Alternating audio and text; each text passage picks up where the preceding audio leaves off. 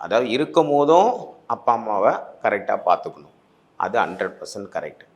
இறந்ததுக்கு அப்புறமாவும் அவங்களுக்கு செய்ய வேண்டிய கடமைகளை இவங்க தவிர்க்கக்கூடாது.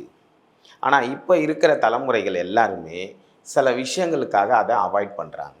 அது ரொம்ப ரொம்ப பெரிய தப்பு. அந்த தப்பு எங்க வந்து நிக்கும்னா, இத மாரி வம்சாவளிய தான் பாதிக்கும். அப்போ வந்து இவங்க என்ன பண்றாங்கன்னா, சில பேரு அ நான் வெளிநாட்ல இருக்கேன். அதனால என்னால வர முடியல. அதனால நான் காசு குடுத்துர்றேன். நீங்கள இங்கேயே செஞ்சிருங்கன்னு சொல்றாங்க. அதனுடைய அர்த்தங்களே ஒண்ணுமே இல்லாம போயிடுது. ஏன்னா, தன்னுடைய கைனால எப்படி பிறக்கும்போது நம்ம அவங்க கையினால நமக்கு பால் குடுத்து நம்மள எப்படி வளர்த்தாங்களோ, அதே மாரி நம்ம கையினால தான் அவங்க கர்மாக்கள செய்யணுமே தவிர, பணத்தாலயோ, காசாலயோ குடுத்து செய்ய முடியாது.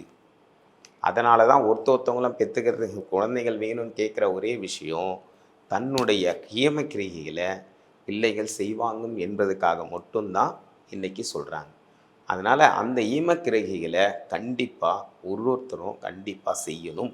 அத தவிர்க்கப்பட்டால் கண்டிப்பாக வம்சத்தில அத விட பெரிய பிரச்சனை கிடையவே கிடையாது.